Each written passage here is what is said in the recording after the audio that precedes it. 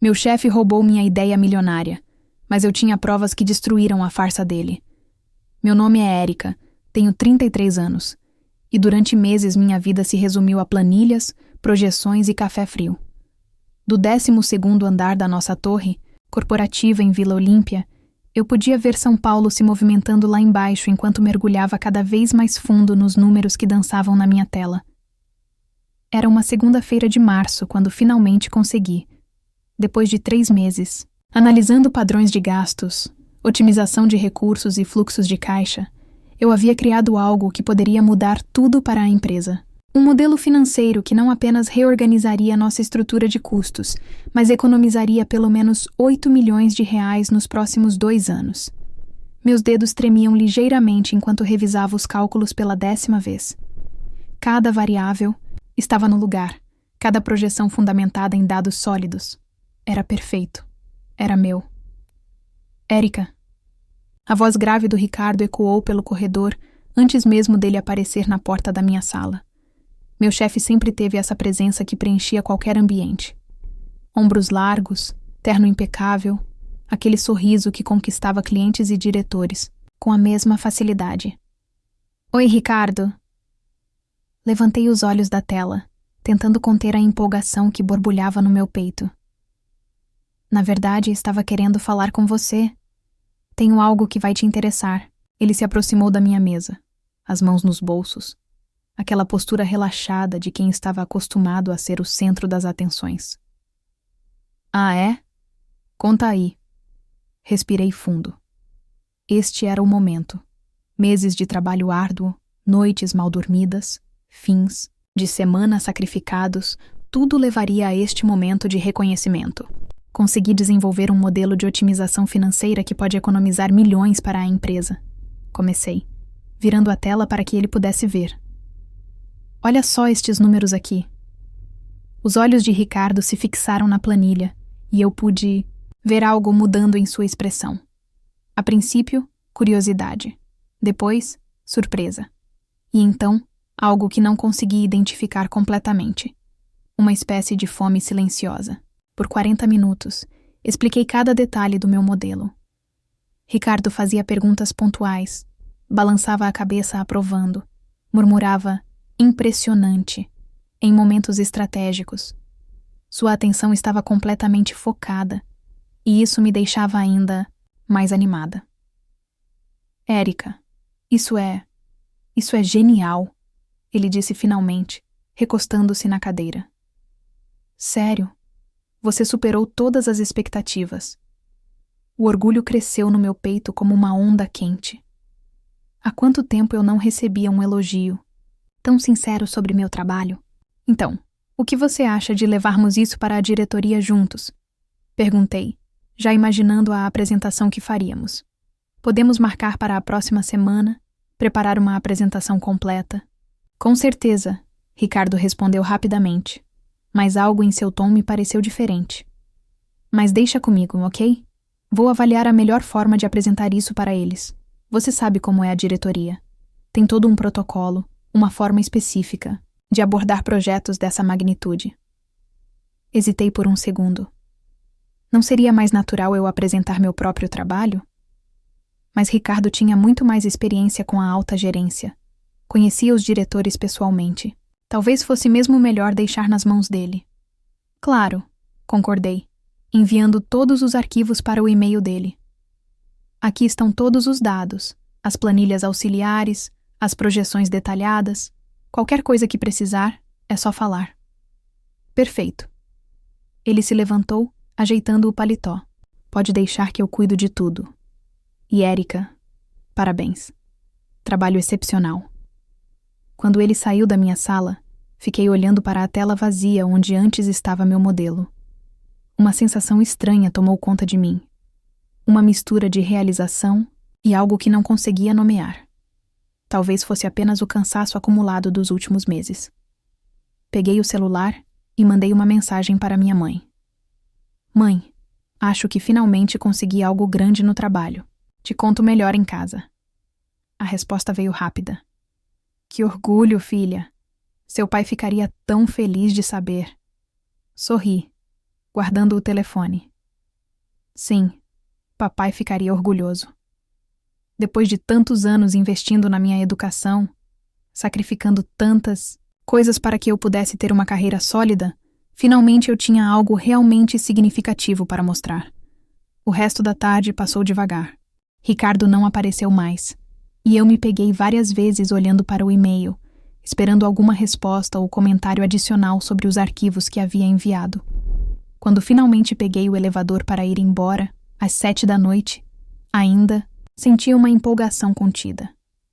Amanhã seria um novo dia, e em breve toda a empresa saberia do meu trabalho. Se eu soubesse o que estava por vir, talvez tivesse abraçado aquele sentimento de conquista por mais tempo.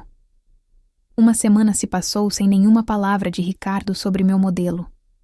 Toda manhã eu chegava ao escritório esperando ser chamada para preparar a apresentação, mas ele parecia evitar qualquer conversa sobre o assunto. Quando eu tentava abordar o tema, ele desconversava com um "ainda estou analisando os detalhes" ou "preciso alinhar algumas questões com a diretoria primeiro". Na quinta-feira, Carla da recepção me parou no corredor com um sorriso animado. "Érica, você soube da reunião de hoje à tarde? Parece que o Ricardo vai apresentar um projeto revolucionário para os diretores." Meu estômago se contraiu. "Que reunião?" "A apresentação especial na sala de conferências. Todo mundo está comentando que pode ser uma promoção para ele." Carla baixou a voz, conspirativa. "Dizem que é algo sobre economia de milhões para a empresa." Senti o sangue gelar nas minhas veias. Murmurei uma desculpa qualquer e voltei correndo para minha sala, as mãos tremendo enquanto abria meu e-mail. Nada. Nem um convite, nem uma menção. Às 3 da tarde, vi Ricardo passar pelo corredor em direção à sala de conferências. Estava impecável, carregando uma pasta de couro e aquele ar confiante de sempre. Não olhou na minha direção. Não consegui me concentrar no resto da tarde. Cada minuto que passava era uma eternidade. Às 5:30, finalmente ouvi vozes no corredor. A reunião havia terminado. "Parabéns, Ricardo. Brilhante." "Fantástico." "Cara, como você pensou nisso?" 8 milhões de economia. Impressionante. Cada palavra era uma punhalada. Permaneci imóvel na minha cadeira, ouvindo meu próprio trabalho ser creditado a outra pessoa. Meu modelo. Minhas noites em claro. Minha descoberta. Ricardo apareceu na minha porta 1 hora depois, radiante. "Érica, como foi o dia?" Levantei os olhos lentamente. "Como foi a apresentação, Ricardo?" Por uma fração de segundo vi algo passar pelo rosto dele. Mas logo o sorriso voltou, ainda mais largo. "Ah, aquilo. Foi muito bem." A diretoria ficou impressionada com o trabalho que desenvolvemos. "Desenvolvemos?" A palavra saiu mais ácida do que eu pretendia. "Claro, trabalho em equipe, né? Você fez a análise inicial, eu refinei e apresentei." Ele ajeitou a gravata, evitando meu olhar. "Aliás, obrigado pela base. Foi fundamental." "Base." Ele chamou meses do meu trabalho de base. "E a promoção que estão comentando?" Perguntei, minha voz saindo mais calma do que eu sentia. "Bem, nada oficial ainda, mas..." Ele deu de ombros, como se fosse uma consequência natural. Quando você prova seu valor estratégico para a empresa, as oportunidades aparecem. Seu valor. Minhas ideias viraram o valor estratégico dele.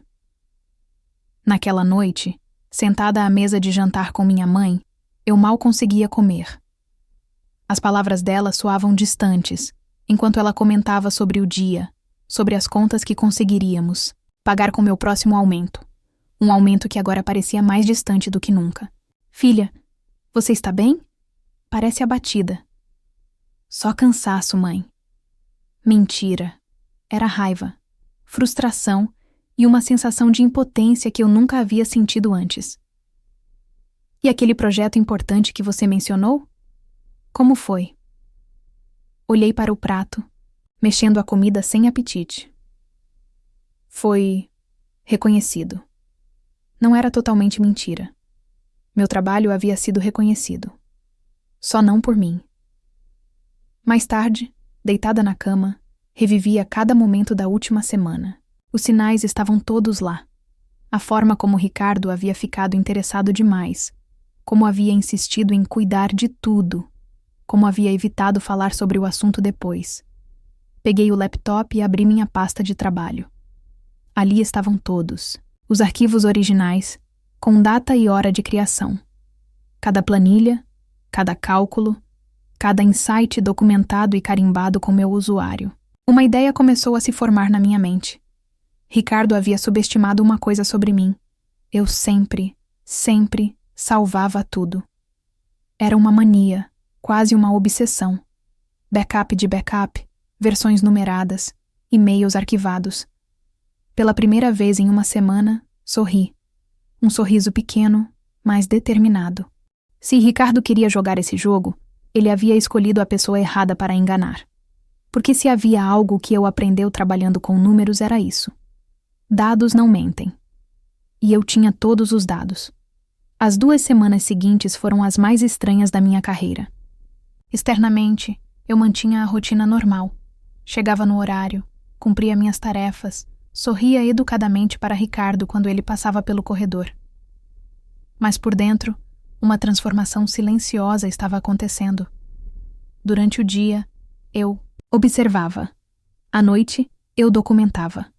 Ricardo havia se tornado uma celebridade interna. Vi quando Mariana, do RH, o parou no corredor para parabenizá-lo. Presenciei o momento em que Dr. Henrique, nosso diretor-geral, deu tapinhas nas costas dele durante o coffee break.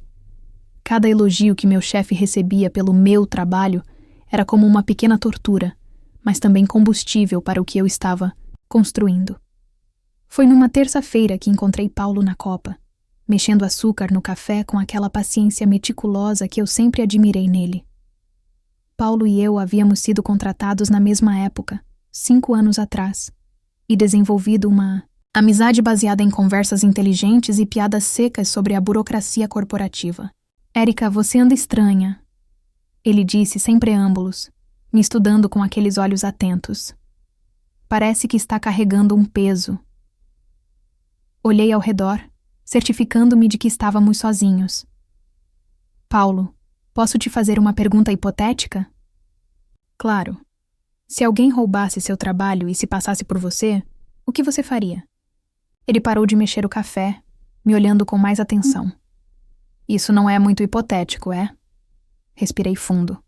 Paulo sempre foi discreto, leal e trabalhava na TI. Tinha acesso a sistemas que eu nem imaginava. Se havia alguém em quem eu podia confiar, era ele. Ricardo apresentou meu modelo financeiro como se fosse dele. Levou todo o crédito. Pode conseguir uma promoção por causa disso. E eu fiquei invisível na minha própria descoberta. Paulo ficou em silêncio por alguns segundos, processando. Então, sua expressão se endureceu de uma forma que eu nunca havia visto. Esse filho da puta, murmurou. Desculpa, mas esse cara sempre me passou uma vibe estranha. Sempre achei que ele subia muito rápido para alguém que não parecia fazer nada extraordinário. Eu tenho todas as versões originais dos arquivos, os e-mails onde enviei tudo para ele, até as minhas anotações manuscritas. Expliquei rapidamente. Mas preciso de mais. Preciso de algo incontestável. Paulo se inclinou para mais perto, baixando a voz. Érica, você tem acesso aos e-mails corporativos do Ricardo? Claro que não. Mas eu tenho. Ele sorriu de um jeito que me lembrou, porque sempre gostei dele. Não é oficial, claro, mas às vezes preciso fazer manutenção nos sistemas. E se por acaso eu precisasse verificar alguns fluxos de comunicação para uma análise de segurança, Paulo, isso pode te dar problema. Deixa eu me preocupar com isso. Você tem sido uma das poucas pessoas genuínas nessa empresa. Se esse cara te roubou, ele não vai ficar impune. Durante os dias seguintes, Paulo me passou informações discretamente. E-mails que Ricardo havia enviado para outros diretores, mensagens onde ele claramente se atribuía a autoria do projeto, até conversas no chat interno onde ele debochava da equipe de suporte, que havia ajudado com dados básicos. Dados básicos. Eu havia me tornado dados básicos.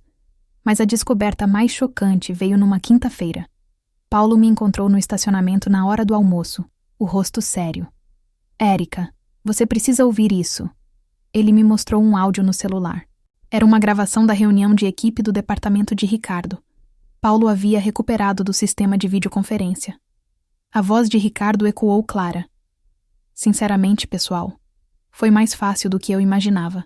Peguei o trabalho da Érica, refinei algumas coisas e pronto.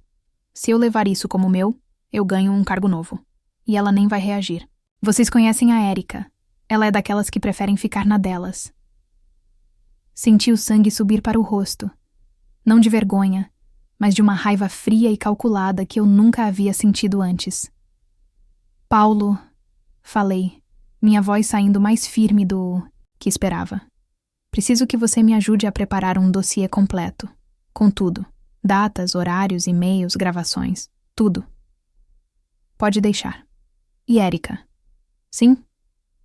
Esse cara não sabe com quem mexeu. Naquela noite, organizei tudo numa pasta. Digital criptografada. Cada prova, cada evidência, cada mentira de Ricardo documentada e datada. Era um arsenal completo.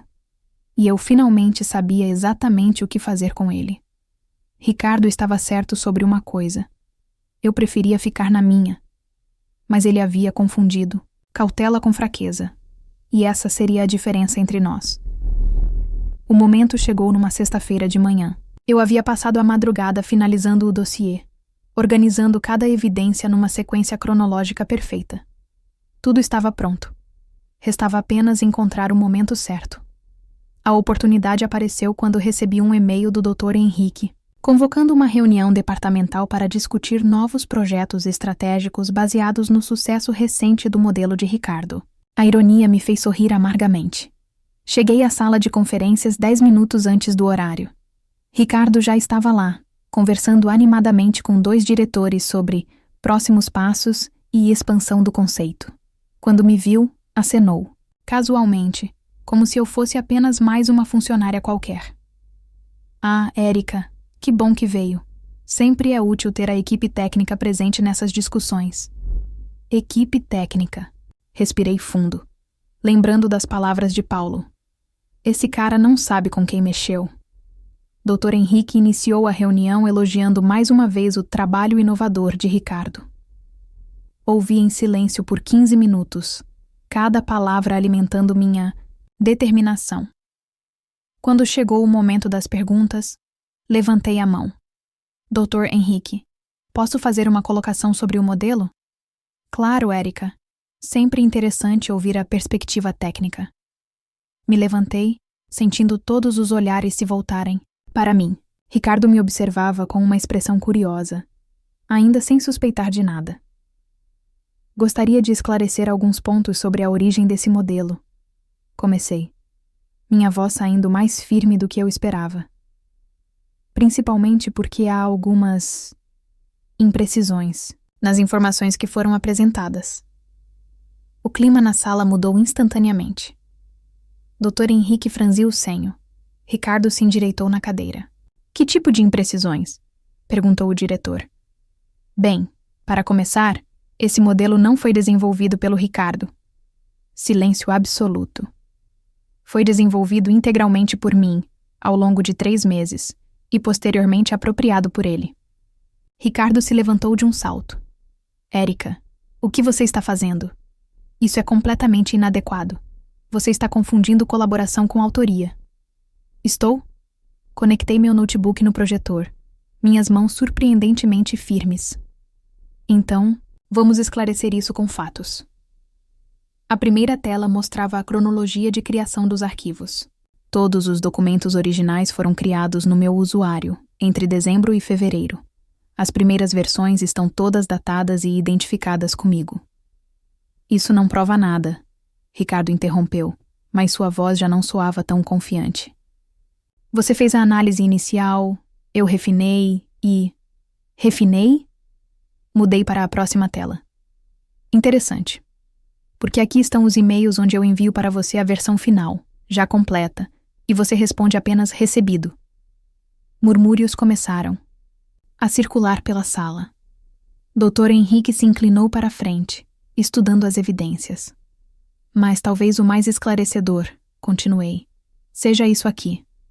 Acionei o áudio. A voz de Ricardo preencheu a sala. Peguei o trabalho da Érica, refinei algumas coisas e pronto. Se eu levar isso como meu, eu ganho um cargo novo. E ela nem vai reagir. O silêncio que se seguiu foi ensurdecedor. Ricardo havia empalidecido. Os outros diretores se entreolhavam com expressões de choque e constrangimento. Ricardo. A voz de Dr. Henrique saiu gelada. Você pode explicar isso? Isso foi tirado de contexto. Nós estávamos brincando. Ricardo gaguejava. Todas as suas habilidades de manipulação evaporando diante das evidências irrefutáveis. Brincando? Dr. Henrique se levantou. Você estava brincando quando fraudou a autoria de um projeto milionário? Não foi fraude, foi um mal-entendido. Um mal-entendido que rendeu elogios, reconhecimento e uma promoção iminente. Minha voz cortou a sala como uma lâmina. Um mal-entendido que você cultivou deliberadamente por semanas? Ricardo me olhou com uma mistura de raiva e desespero. Érica, por favor, você não entende a pressão que eu estava sofrendo. Eu precisava de um resultado. Você é jovem, vai ter outras oportunidades. E você achou que podia decidir isso por mim? Me aproximei da mesa, sentindo uma força que eu não sabia que possuía.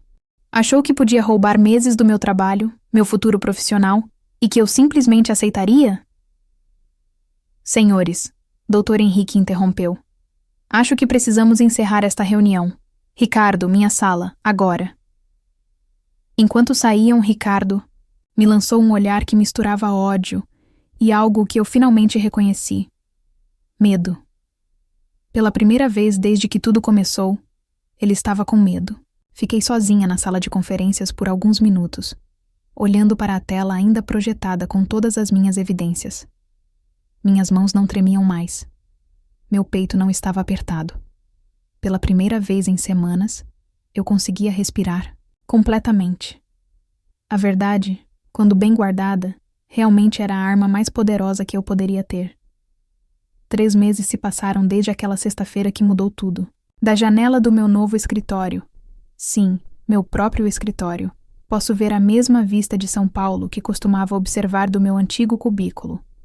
Mas agora, tudo parece diferente. Talvez porque eu seja diferente. Ricardo foi demitido por justa causa na segunda-feira seguinte. Ouvi pelos corredores que ele tentou negociar, pediu uma segunda chance, até mesmo ameaçou processar a empresa por perseguição. Mas quando você tem evidências claras de fraude interna e má conduta, não há negociação possível. Ele limpou a mesa dele num silêncio constrangedor, sob os olhares curiosos de todos que antes o bajulavam. Dr. Henrique me chamou em sua sala na quarta-feira daquela mesma semana. Esperava um pedido de desculpas formal, talvez uma conversa sobre seguir em frente. O que recebi foi muito mais do que isso. Érica, primeiro quero me desculpar em nome da empresa. O que aconteceu foi inaceitável, e falhamos ao não perceber. Mais cedo, ele gesticulou para uma cadeira em frente à mesa dele. Mas agora precisamos falar sobre o futuro. O futuro? Você será promovida para coordenadora estratégica, com salário retroativo ao momento em que seu modelo foi implementado. Além disso, receberá uma bonificação de R$50 mil pelo impacto do projeto. R$50 mil. Era mais dinheiro do que eu havia visto em toda a minha vida. Mas mais importante que isso era o título. Coordenadora estratégica. Reconhecimento oficial do meu valor. E tem mais, continuou o Dr. Henrique. Queremos que você lidere uma nova divisão de inovação financeira. Será responsável por identificar e desenvolver projetos similares ao seu modelo. Naquela noite, sentada à mesa de jantar com minha mãe, ainda processava tudo o que havia acontecido. O contrato assinado estava na minha bolsa, junto com um cartão de visitas novo com meu nome e título. R$50 mil, Érica. Minha mãe segurava o extrato bancário como se fosse um documento sagrado. Filha, isso é o bastante para quitarmos a casa e ainda sobrar para a faculdade do seu irmão. E vamos fazer exatamente isso, mãe. Ela me olhou com aqueles olhos que sempre carregaram tanto sacrifício e tanta esperança. Seu pai ficaria tão orgulhoso. Você lutou pelo que era seu e venceu. Lutou. A palavra ecoou na minha mente. 3 meses atrás, eu teria me escondido, aceito a injustiça, convencido a mim mesma de que era melhor não criar problemas. A Érica de antes teria engolido a raiva e seguido em frente. Mas essa Érica nova, que emergiu das cinzas da traição, aprendeu algo fundamental. Há momentos na vida em que você precisa lutar pelo que é seu. E mais importante, aprendeu que ela tinha a força necessária para essa luta. Na segunda-feira seguinte, encontrei Paulo na copa. Ele sorriu quando me viu. E aí, coordenadora? Como está sendo? Assustador e empolgante ao mesmo tempo. Servi. Café em 2 xícaras. Paulo, nunca conseguirei te agradecer o suficiente. Você não precisa me agradecer por fazer o que era certo. Preciso, sim. Você apostou em mim quando eu nem havia apostado em mim mesma. Ele balançou a cabeça, sorrindo. Érica, você sempre teve essa força. Só precisava de um motivo para usá-la. Mais tarde, sozinha no meu escritório, peguei uma foto que havia colocado na mesa. Eu e meu pai no dia da minha formatura, ambos sorrindo orgulhosos. Ao lado dela, estava meu cartão de visitas novo e uma pequena placa que eu havia mandado fazer. A verdade sempre vence. Não era apenas um lembrete para mim, mas um lembrete para qualquer pessoa que entrasse ali. Comigo, a verdade seria sempre a prioridade.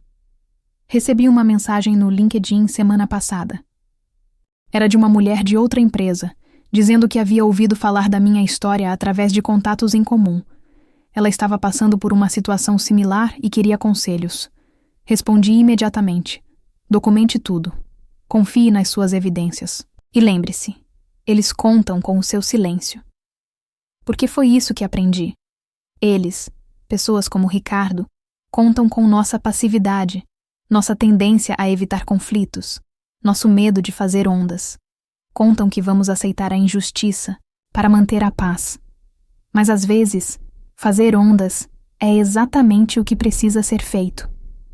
Hoje, quando olho no espelho, vejo uma mulher diferente, mais forte, mais segura, mais consciente do próprio valor. Vejo alguém que aprendeu que a verdade, quando bem guardada e estrategicamente revelada, não é apenas uma arma, é justiça. E justiça, descobri, tem o sabor mais doce de todos. Fim. Obrigada por assistir até o final. Você gostou da história? Deixe um comentário. Quero saber o que você achou. Não se esqueça de deixar seu like e se inscrever agora para receber mais relatos emocionantes que você não vai querer perder. Ative o sino para ser notificado sempre que um novo vídeo for lançado. Vejo você na próxima história. Muito obrigada.